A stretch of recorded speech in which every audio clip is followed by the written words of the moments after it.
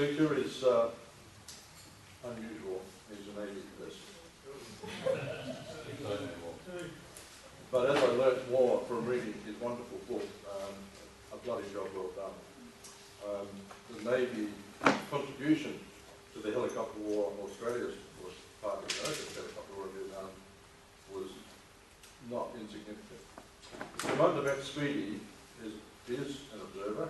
I noticed the current sense of this, Max, is an observer, a pilot, and a seaman officer, and has served on Her Majesty's Australian ships Melbourne 2, Sydney 3, the aircraft carriers, Parramatta 2, and Vampire, where he was the executive officer.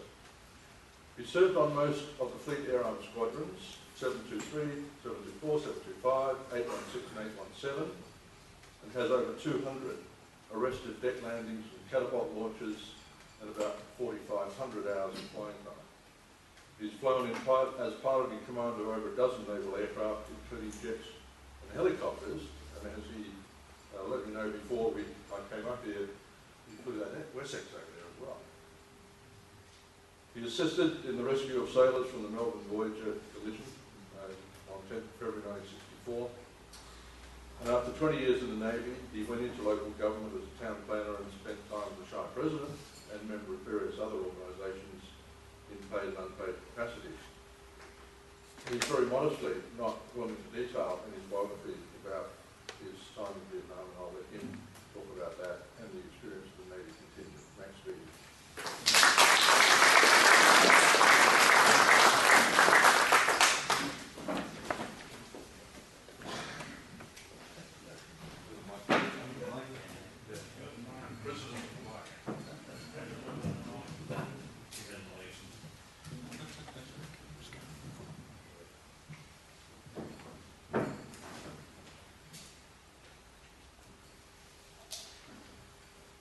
Thanks for the introduction. It's a pleasure to be here, and I feel honoured to be able to talk to you today. My talk is about a virtually unknown group of Royal Australian Navy Fleet Air Arm personnel who were attached to the American Army's 135th Assault Helicopter Company in Vietnam from 67 through to 71. I'll give you a few reflections of my own and mainly, hopefully, cover how the US Army used its helicopters. And my talk does come from a lot of the stuff in this book, which was just mentioned.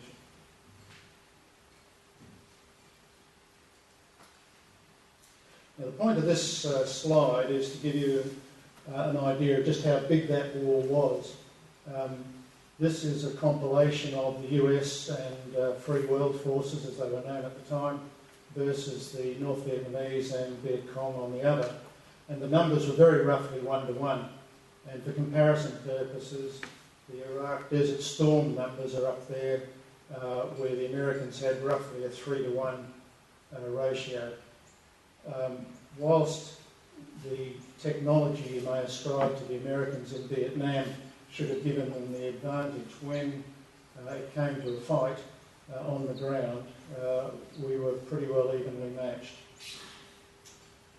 Bearing in mind then that I'm talking about US Army aviation, this is the picture of the 4 aviation brigades which were in Vietnam around the 1968 Tet 1 time and where they were located. Now I was part of, a very small part of, 1st Aviation Brigade, which was the largest of the lot, and it had half of 2 Corps all the way down to the very south, and the other 3 brigades had the northern 2 Corps and I Corps to the north.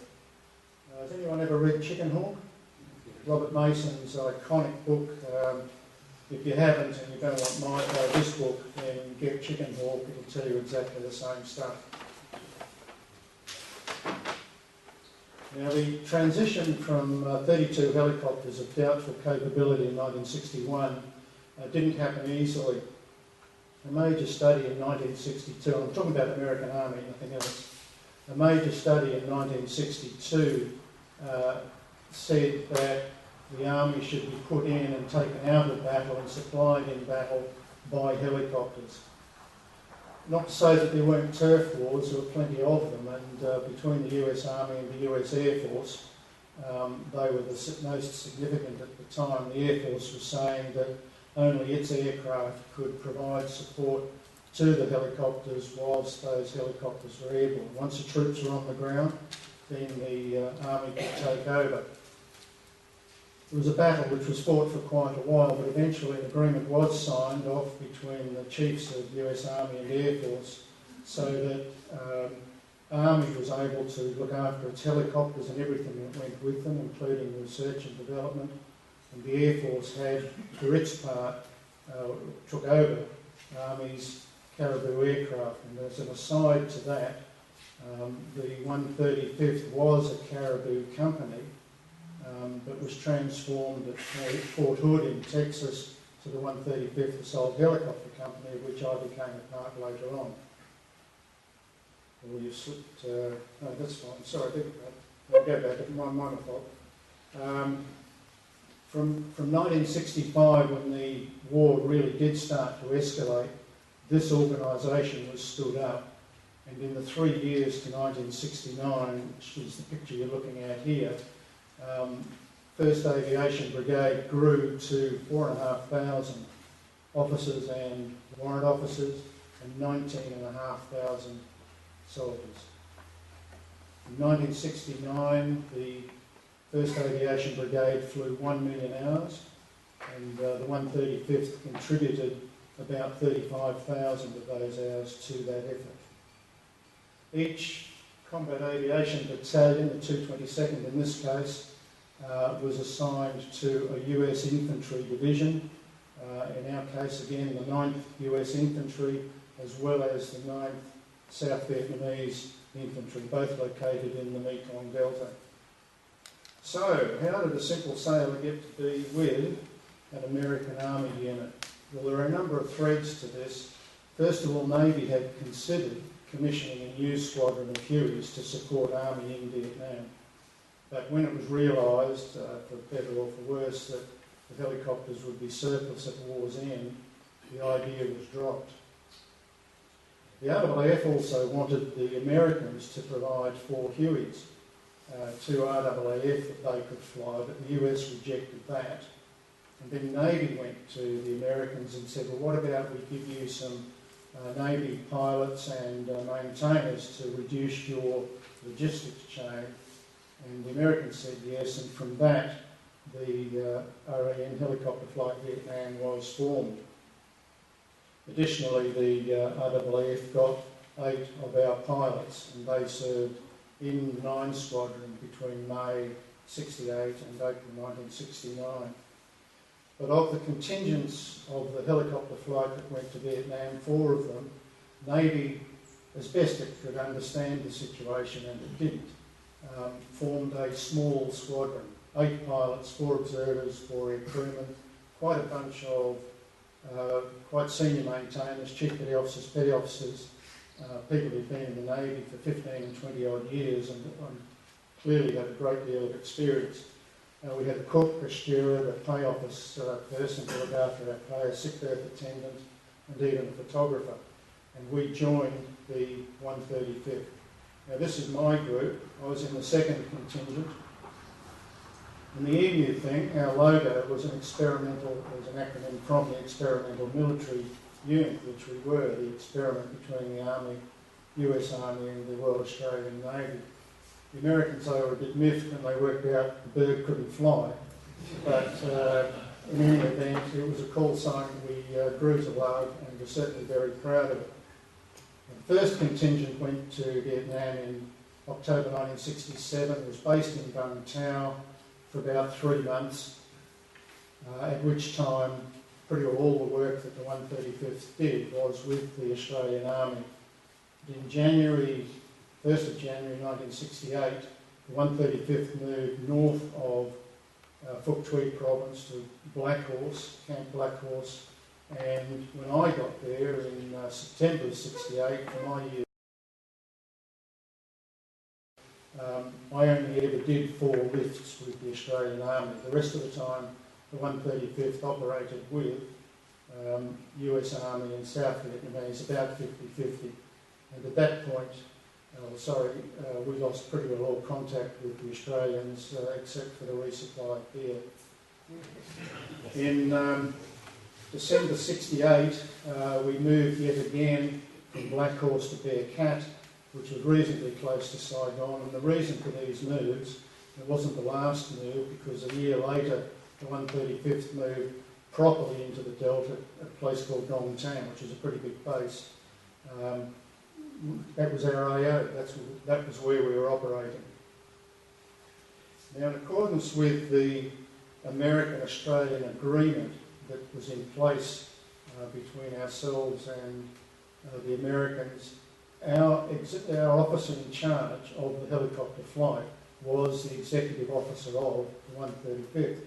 And we were so well integrated that when the CO of the 135th, a major, went on leave, our lieutenant commander actually took command of the unit. And the rest of us in positions of authority, aircraft captains, platoon leaders, gunship team leaders, maintenance team chiefs and leaders and so forth, we had the positions of authority that went with all of that. After I'd done my 300 hours of co-pilot's time, which took about 3 months, and a point that was made by Robin Klitschner, regardless of rank, and I had plenty of it comparatively, I was a lieutenant, we all flew with experienced pilots in that first 300 hours. I flew with a warrant officer who taught me pretty well how to fly. But after the 3 months, I became a platoon leader. First platoon, I had 10 aircraft, 20 warrant officers and 40 crew chiefs and gunners underneath me. That lasted for about 4 or 5 months, and then I moved up to become the operations officer. And with that position, the CO, the XO and myself flew the command and control aeroplane as air mission commander, and pretty well 1 in 3. And when I wasn't flying in that job, I was back flying slicks as slick leader. I did, by the way, fly pretty well every other aeroplane they had in Vietnam at the time. I did a little bit of time in gunships, but most of the time really was in slicks.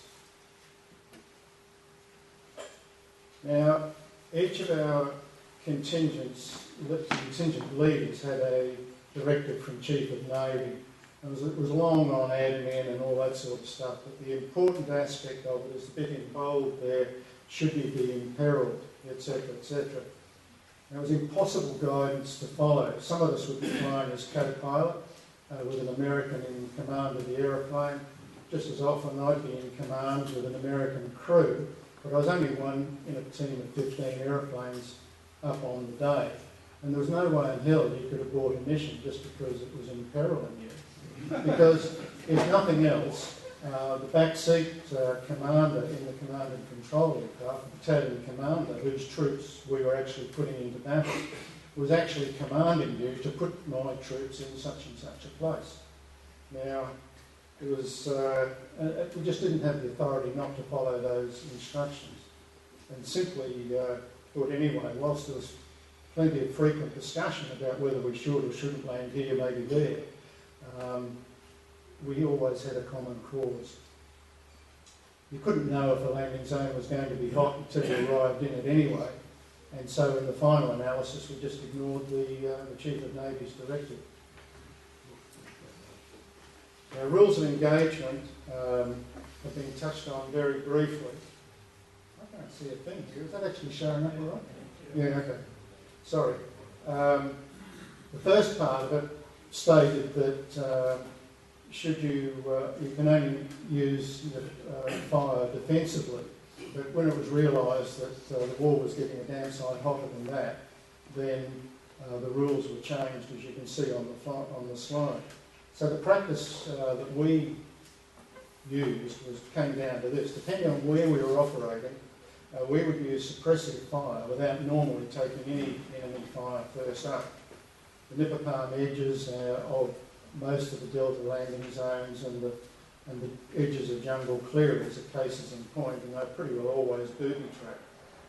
So we fired first. That was rule 1, and rule 2 was referred to rule 1. If one helicopter reported taking fire, then it was usual for all 10 to return it, as well as the gunships. There was also fairly strict instructions both in the American MAC-B rules as well as our own directive, that we weren't allowed anywhere near the Cambodian border. Well, we frequently flew to the border, a couple of times went over it, supposedly in hot pursuit would have caused Mary Hill had we been shot down, but that didn't happen. But at the same time, pretty well all the other American units that we were with were flying certainly into Cambodia occasionally and into Laos all the time. In May 1970 though, Commander Australian Forces located safely in Saigon ordered us, not me, I beg your pardon, the 3rd contingent, I'd long gone by this stage, ordered the 3rd contingent that they were not to take part in the open invasion of Cambodia, which was about to take place in May. Much to the annoyance of the Australians and the Americans in the 135th, because they didn't have enough American pilots to act as aircraft commanders. So they had to take the whole of the 135th out of the operation, much to everybody's disgust. Our standard mission was a day in, day out thing, and it rarely changed. We would be given our area of operations each day, each evening for the next day's work. And really the only thing that changed was who we were picking them up and what time do we have to be there. Generally it was a battalion move, which we would do in 3 lifts. We had 10 slicks, so we'd take 10 people at a hit, 100 people in 100 men in a company, 3 companies to a battalion. That's how we worked. And that's what we would do. And we would support these guys exclusively all day. We were with the battalion, we'd stay with them. Whatever they needed, we would do. Medevac, resupply, and take them home at night when that happened. Occasionally we'd get these pigs and rice or hash and trash missions where individual aircraft would be sent out to do something for somebody who had no bloody idea how to use us effectively, and frequently very, very dangerous operations. And I've probably operated further from home base on some of these days than I ever did with the group as a whole. I've been right up into the middle of 2 Corps in the mountain areas working with the Montagnards doing these hash and trash jobs. I can tell you it's not fun. The daily routine was pretty standard. 4:30 we would be down at our aircraft to pre-flight them.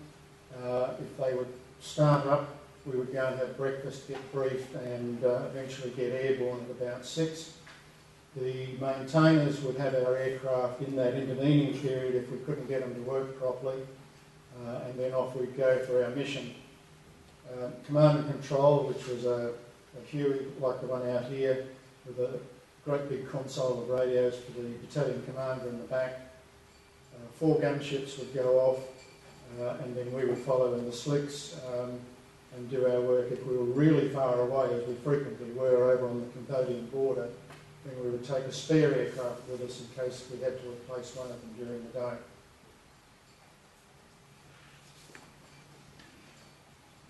Next please. There we go. This is our first home, Camp Blackhorse, just 10-20 miles north of the border of Phuoc Tuy province. It was also home for Colonel Patton's 11th Armoured Cav, son of the General with Daddy's 12-handled 45s. And this is home sweet home, with our little personal bunkers nearby. There were no bunk tower villas for us. Thought I'd throw that one in, but I had to. No problem at all. And we had all the mod cons. Next. Now, you haven't lived until you've sat on a 5-hole gunny and read your news or played checkers with your neighbour. Now, in a few places, Vietnam was quite a beautiful country, but the prevailing landscape was more like this. This is the Cu Chi Tunnels area, well northwest of Saigon. There was a base called Cu Chi, and it was in part of it was very close to this, and directly underneath all this lot was one of the biggest DSC tunnel complexes in the whole of the world. And this was the American response to getting rid of those underground cities.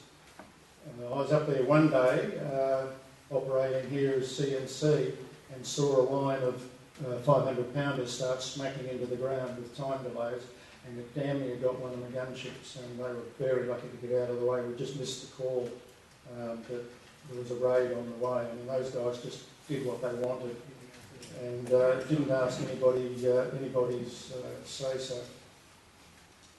Now, the crew of the Huey was 2 pilots, in case one of them was shot, a crew chief of a leading seaman equivalent rank who went with the aeroplane. It's basically his aeroplane. He did all the maintenance, first line maintenance on it, rotor hub greasings and keeping it clean and cleaning filters and all that sort of stuff. And he manned one of the M60s. The 4th member was a gunner of seaman equivalent rank, and he looked after the M60s, and he was the 4th member. Us pilots, we had a Smith & Wesson 38 Police Special. Its best place, because there was no room in the seat we had, was to stick it right there for obvious reasons. And when we were shot down, we would get the M16s, which were the personal weapons of the backseat crew, and those guys would look after the M60s until we were picked up. The landing zone preparation was usually 105mm artillery, and just about the whole of Vietnam was covered in one way or another by either 105s or 155s, 155s. And we'd get about 10 minutes of prep before a landing zone.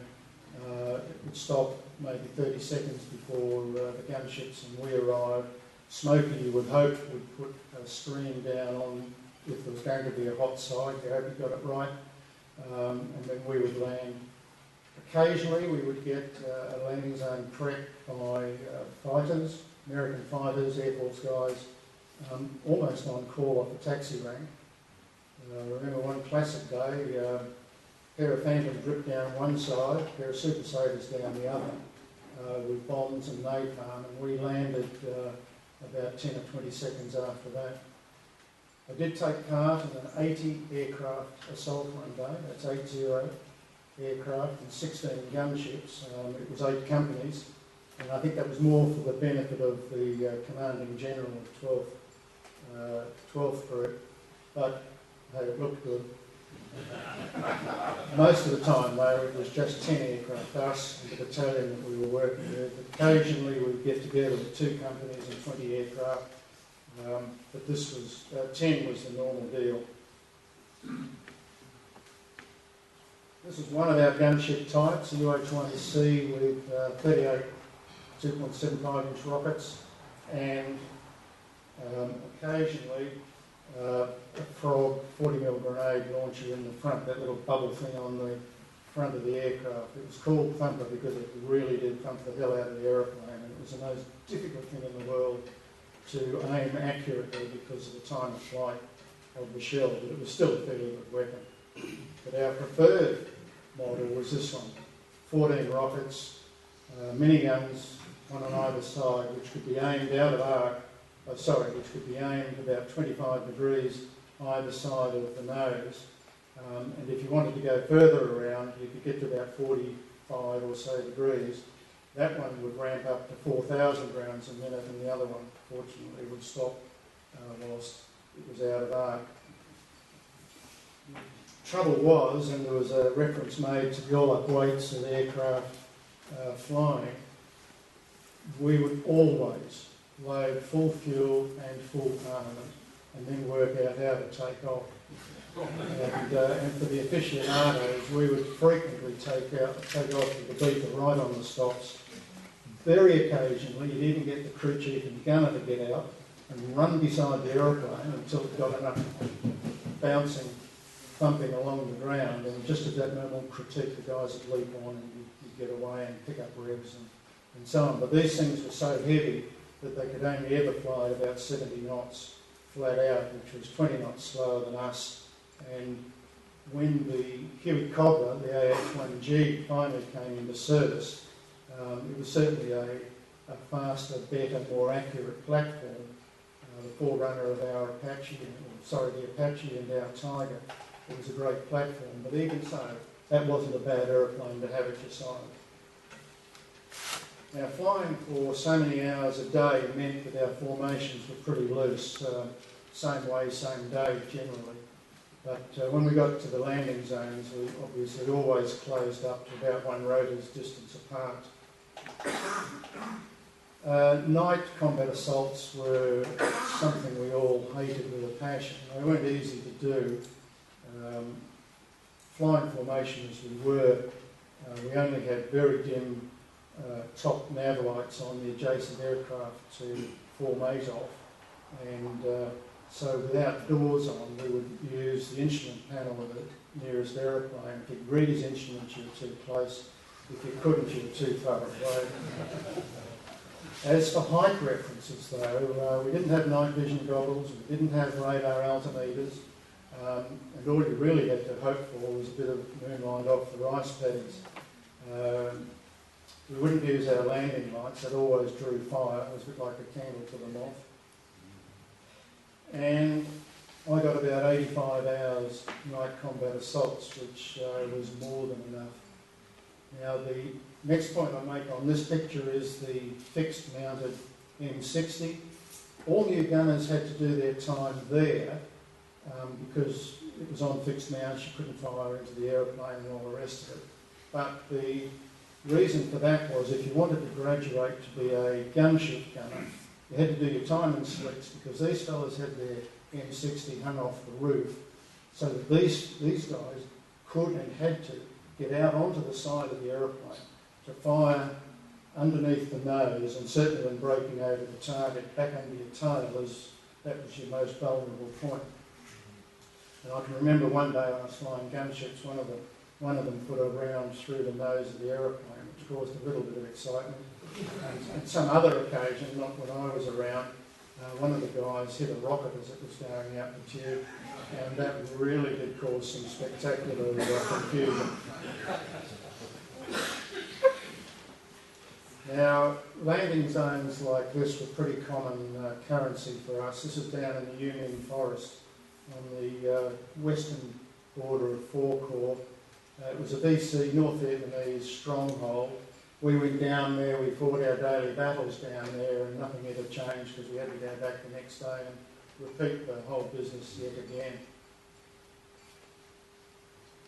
In the wet season, this is what the delta looked like. The whole of the Mekong is only about 5, maybe 10 feet above sea level, and there are no landmarks there other than the river, the canals, which you got used to very quickly. There's nothing anything above 5 or 10 feet except when you get to the border for the Seven Mountains area, which is another BC stronghold, or up into the jungles of Tukul. And it's right at this spot where you've got troops just getting out of the aeroplane that the North Vietnamese or Viet Cong would pop out of that hut there and throw a rocket-propelled grenade at you, and then instantly you're committed to this spot. Either a helicopter crew to be rescued, but certainly troops who have been wounded or killed on the ground that you're going to have to either support and eventually get out. Okay, now that's a bit of the theory of how we did these things. Let me just give you a little bit of how we practiced it. One of my pilots was killed, and Sub-Lieutenant Jed Hart came up to replace him about a week or so later. And Jed has written his story in my book here, but I'll just read you a tiny little amount of what he did say about his very first combat assault. He was flying with me.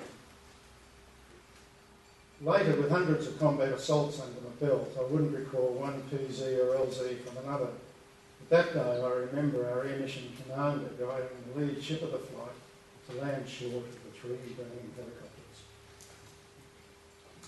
I thought about our Australian workup where we trundled happily into land in neat formation and hovered gently down onto the grass. When you're training, of course, the machine gun rounds only go in one direction and no one's shooting back. This wasn't like that at all. There were rockets and minigun being pumped into the tree lines bordering our LZ by our own light fire team. And our machine gunners and crew chiefs were hammering away with M60s as hard as they could go from every slick, but we were still under heavy fire. When you're in a flight of 10 helicopters, you aren't weaving and ducking. You're following your leader, slowing down and coming to a halt. You're right where the shooting is. It wasn't a comfortable feeling. The helicopters stayed in the hopper for seconds while troops were hurled out into the paddies. It was done quickly, but we were still no faster than the slowest ship. Once we'd completed our first insertion, we flew off for another load so we could do it all over again. Bloody hell, I thought. And apparently, I said, welcome to Vietnam. Now, this is a dry summer rice paddy, and the North Vietnamese could be hiding in rice stooks as they did on the 18th of May 1968, a place called Tan An, southwest of Saigon. On the first lift, 10 aircraft, 100 troops, 6 aircraft were downed. On the next lift, 4 aircraft remaining and another 40 troops. One of the aeroplanes takes 25 hits. Only one air crewman was injured in all this lot. Of the 140 troops of the 25th Armored Division who were taken in there were 125 casualties. They were pretty sure that the information on that landing zone had been picked up from information that was passed down by landline to our company ops from battalion the night before. Because of the Vietnamese ran the telephone exchanges. We changed our way of doing business a little bit after that, I have to admit. Okay, this is Mick Perrott. He's eating our lovely sea rations. That was staple fare for us for a year. Mick, sorry? You work that well. Well, possibly, yeah. Mick had a full load of fuel and troops on board one day, about 500 feet, when his engine blew up, and he did an immaculate landing into a tiny little spot that was almost directly beneath him and didn't even bend. Now, you'll meet Mick in a moment. When we were shot down, and if the area was secure, and we used our own people to secure our own aircraft when we did go down, if it was secure, then we'd get one of these guys in. The 147th Hill Climbers did our work for us. They could get us out in about an hour, and that was pretty exceptional service. This is Bob Kyle's aeroplane. He had been shot down, and he took his camera pretty well everywhere with him. This is taken down through the hellhole in the Chinook of his aeroplane, and just as he'd taken the photo and was walking forward, there was a bit of a jolt, and someone said, "Whoops," and they dropped his aeroplane. So they didn't bother going back to try and pick it up. It wasn't any use. And you'll meet Bob in a moment as well. Now, the 4 people here, all gunship pilots, but the 2 of interest are Rick Simmons on the left, Tom Supple with the fag in his hand sitting down. There's 2 cigarettes in that aeroplane, you might note. Smoking was never a problem in those days. It's only the bureaucrats who've changed things today. Anyway, this is Tom Supple's story. He and Rick were flying together as Aussies with American backseat crew on this particular day. Late one afternoon, our gunship was hit by a 50 cal machine gun. Traces the size of golf balls crashed through the perspex, and we were on our way down. Clearing the crash site, we took cover behind a rice dyke, defending ourselves as best we could with the weapons at hand. We were on our own and would soon be overrun by the advancing North Vietnamese troops. Now, as an aside here, if you were shot down and lucky enough to survive in North Vietnam, you would most likely make it to the Hanoi Hilton. But in the south, it was just too much trouble to take helicopter pilots there, so there was a bounty on our heads, and for good reason, you didn't want that to be claimed. So back to the story. I don't know what, if any, discussion took place between Mick Perrott and Bob Kyle, but they were well aware that by coming to our area, it was odds on that they wouldn't survive the attempt. In spite of extremely heavy and constant enemy fire, they did manage to effect a dramatic and skillful rescue of all four of us. There were some relatively minor gunshot wounds, and their very well ventilated helicopter didn't fly again for a long time. Thanks, fellas, forever indebted. It was pretty well like 4th of July or Australia or New Year's Eve in Sydney on this particular, right on dusk, and there was tracer going everywhere. But Mick and Bob did a phenomenal job, and those guys are very lucky. That made front pages, by the way, on the newspapers back home. Now, I haven't to date said very much about the maintainers. We had an amazing crew of people with us, and these guys did absolute wonders under really appalling conditions. Wet or dry, day or night, and mostly out in the open is how they did their maintenance for us. And we had the aeroplanes, remember, from 4:30 in the morning until whenever we brought them home. And my longest flying day was 13 and a half hours. So you add all that up with a couple of tiny breaks in between. That means you got those aeroplanes for a very long time. I don't think I got back until close to midnight that night. And that wasn't sort of uncommon, but that was the longest of any of them. These guys only had the aeroplanes for there for a short period of time. Each helicopter company was supported, American helicopter company was supported on the basis, according to the Pentagon, of 1,500 hours flying per month. And we and pretty well all the others were flying between 3,600 and 4,100 hours a month. And as a result, the store's resupply was pretty well just unable to cope. And as a consequence, we had one aeroplane that was going around trading. I'll give you two of these for one of those sort of things to keep our aircraft flying. Expressly prohibited, but we ignored it because the demand was you would provide 15 aeroplanes every day. And we were down to 17 out of our 31 at one stage and still put up 15. So these guys did well. These guys did remarkably well.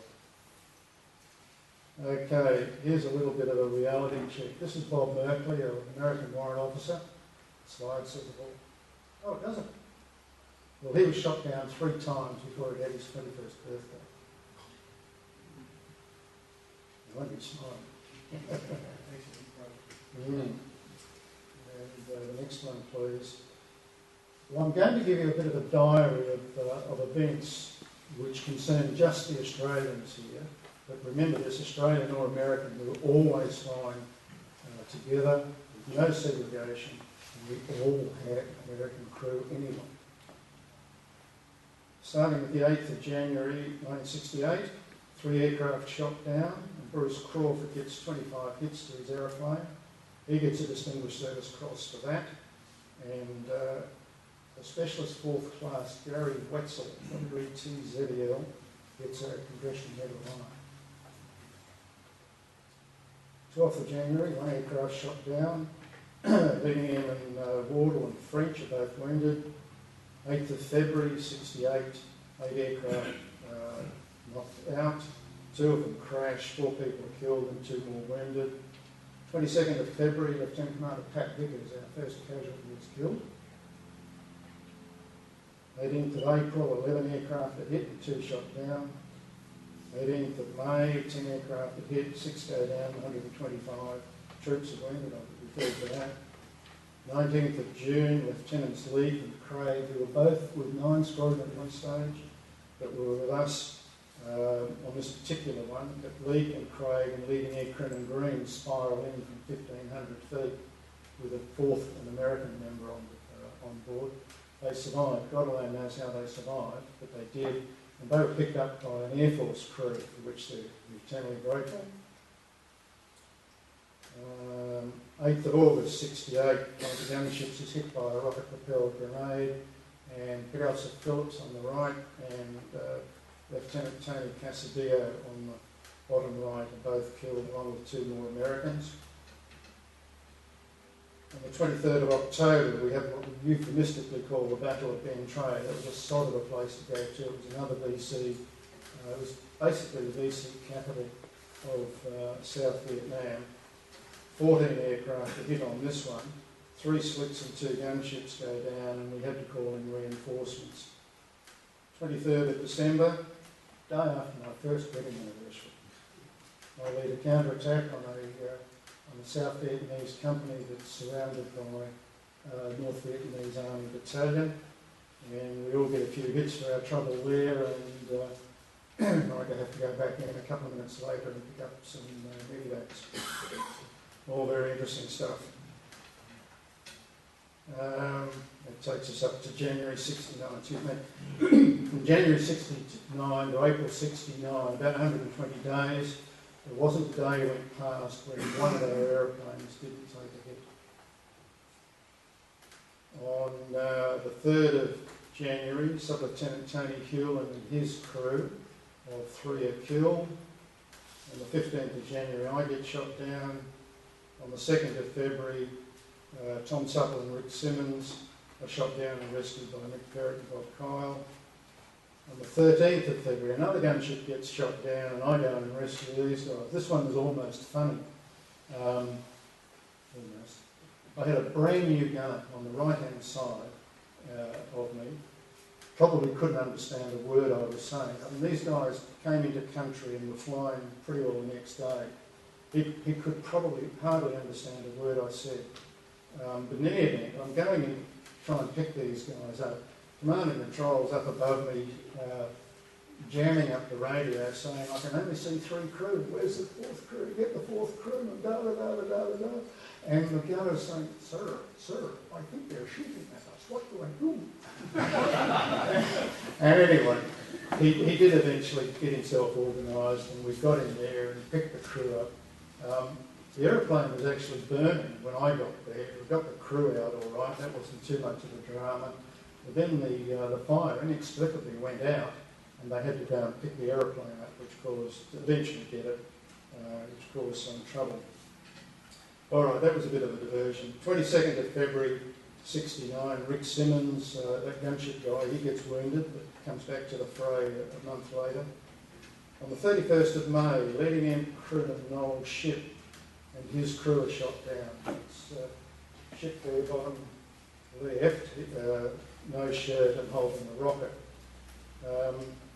He is best known to my group, but increasingly so to the Australian public these days. Very recently, Chip was one of 13 who were proposed for a posthumous VC. Excuse me.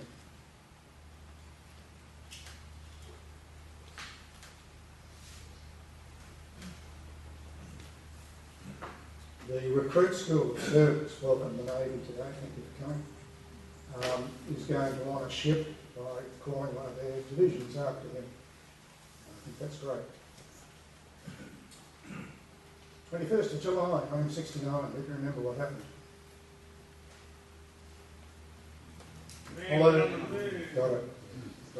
Apollo moon landing. And the war stopped pretty well. We were all watching the landing on these tiny little black and white TV screens.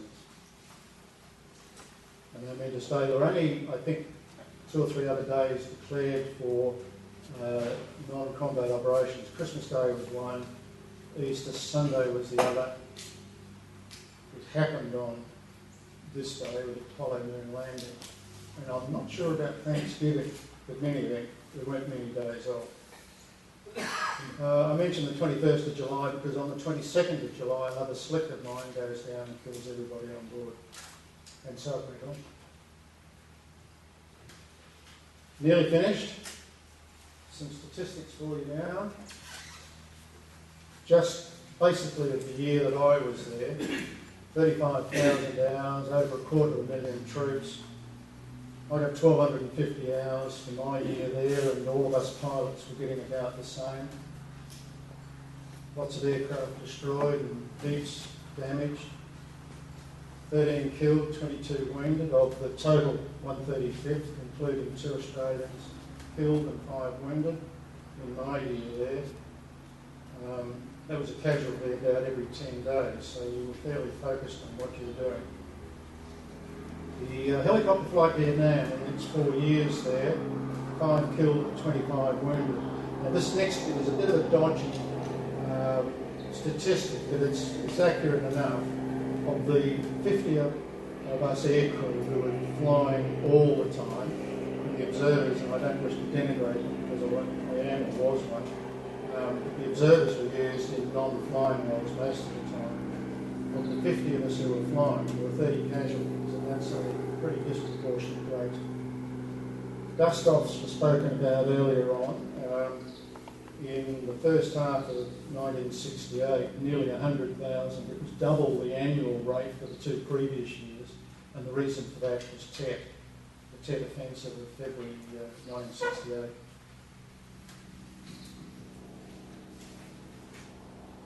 I've got some different, slightly different numbers to the one that's Bob. They were your numbers, I think.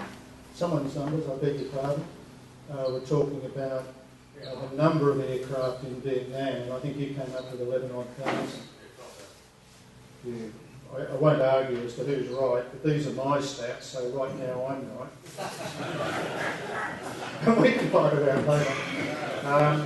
But my point is that that's my source, the Vietnam Helo Pilots Association.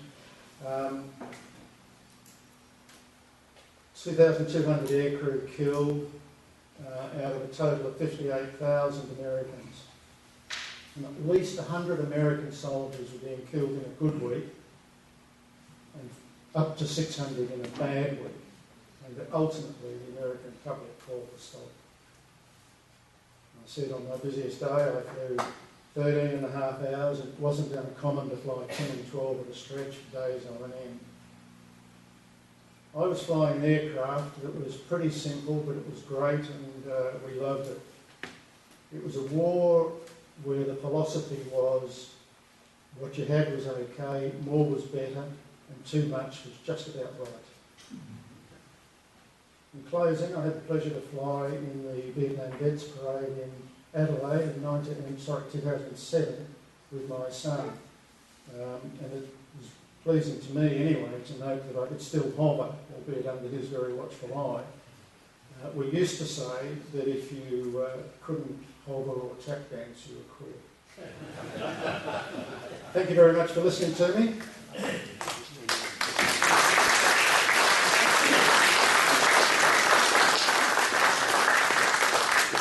got time for 1 or 2 questions before we break for lunch. Anyone like to kick off? Yes? On the door gunners, they've taken the butt off the M60 to put the hand grips on. If you crashed and you had to protect your own vehicle, it's very difficult to fire an M60 with 2 handholds at the back of the M60 rather than in a lying position. Bullshit, if you're around the street, you'll fire it anyway.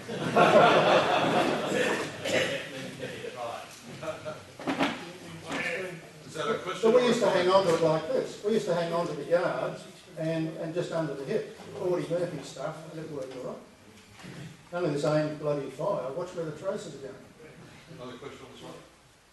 Max, you haven't touched on the cultural issue of being a maritime helicopter pilot going into the land environment and full-on combat. Yeah, but not exactly the same. Look, the only thing that distinguished us from Americans was beards, and we made a point of having big, dirty, rotten beards, and mine was as good as any, and our accents. We were very well indoctrinated into them, into their culture. I mean, it was their aeroplanes, it was all of their stuff.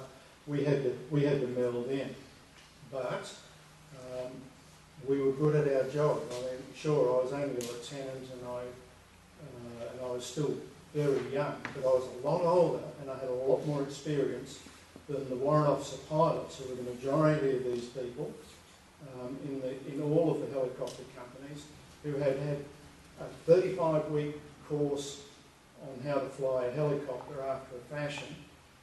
You're off to Vietnam, son, and none of this a week to or a fortnight to enculturate yourself. Like Jed Hart, who flew with me on that particular day, these guys are in Vietnam today, flying the next. The one-officer pilots were very, very good, like us, once we had our experience. Once we got our 300 hours up, it's true, we could do any bloody thing with the aeroplane. And did. And because we were good at what we wanted, what we did, we were just accepted as pilots. I remember one very funny day, if I've got the time, nearly, we landed at Long Bin to collect fuel. Now, Long Bin was Westmoreland's home base, and I tell you, our aircraft were dirty, were no doors, there was anything inside that you thought you might need for the day, and we were pretty dirty and unkempt at the best of times anyway. I'm leading this lot. I've got an American first lieutenant who's only done a week or two in country flying with me learning the ropes, and up walks this very, very sharply creased, beautifully ironed out third colonel. Who's in charge of these aeroplanes? I am. What's up? I don't want a foreigner, I want an American. And he proceeded to chew my first lieutenant out with me intervening, telling him to bugger off. It's none of his business, because we hadn't parked neatly in a row at his fuel point. No, we did well. We did all right. Yeah, sure, look, there's always a love-hate relationship at some stage, and they occurred, but nothing to write home. I was also looking at the technical issues of transforming yourselves from flying ships like Wessex to the Iroquois as well. Oh, we'd all had Iroquois back home. Yeah, Navy had 4 or 5 Iroquois on 723 squadron, so we did a bit of flying there. I think they're only C models? Yeah. B models, no, B models with a big engine, wasn't it? Yeah, anyway, whatever. Same horse, different jockey. We could discuss those